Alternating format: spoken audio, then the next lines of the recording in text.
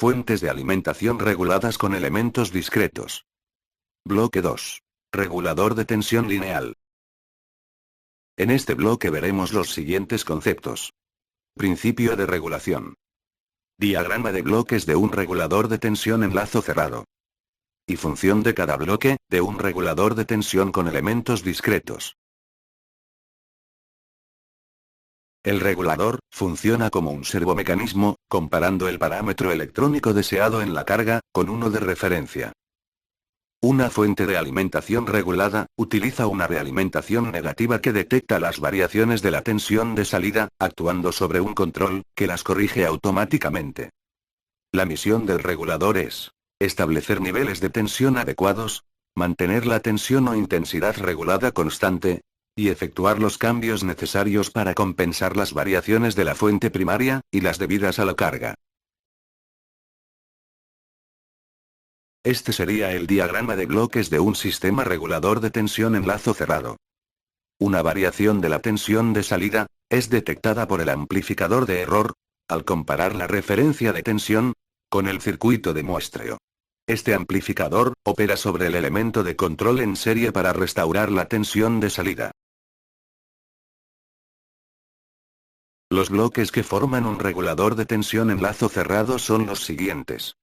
El circuito comparador, el elemento de muestra, la tensión de referencia y el elemento de control. Partiendo de la tensión que nos proporcionaba el bloque de filtrado, con un cierto rizado a la entrada, conseguimos una tensión regulada a la salida. Esta sería una representación alternativa al regulador de tensión. Como podemos observar, el esquema es similar a un amplificador no inversor lineal. Estudiaremos ahora cada bloque del regulador de tensión por separado.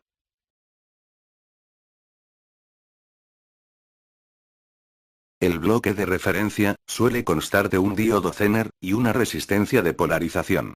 Proporciona una tensión de referencia lo más estable posible, bajo un amplio margen de corriente de funcionamiento. Eligiendo R1 con un valor lo suficientemente elevado, se evita la influencia del rizado de la tensión de entrada.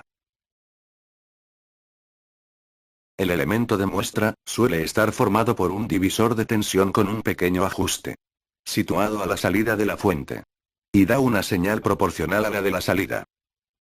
Los valores de R2 y R3 deben ser elevados en comparación con la carga, para evitar una posible fuga de corriente. El circuito comparador suele estar formado por un transistor, un amplificador diferencial, o un amplificador operacional. Compara la señal del elemento de muestra con la tensión de referencia y amplifica las variaciones producidas a un nivel tal que excite al elemento de control. Hay que asegurar que el operacional trabaje en la zona lineal.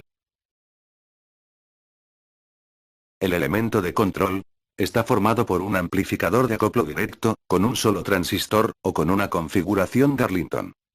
Este elemento controla las variaciones de la tensión de salida, aumentando o disminuyendo su tensión colector-emisor, y permite el paso de corriente necesaria a la salida.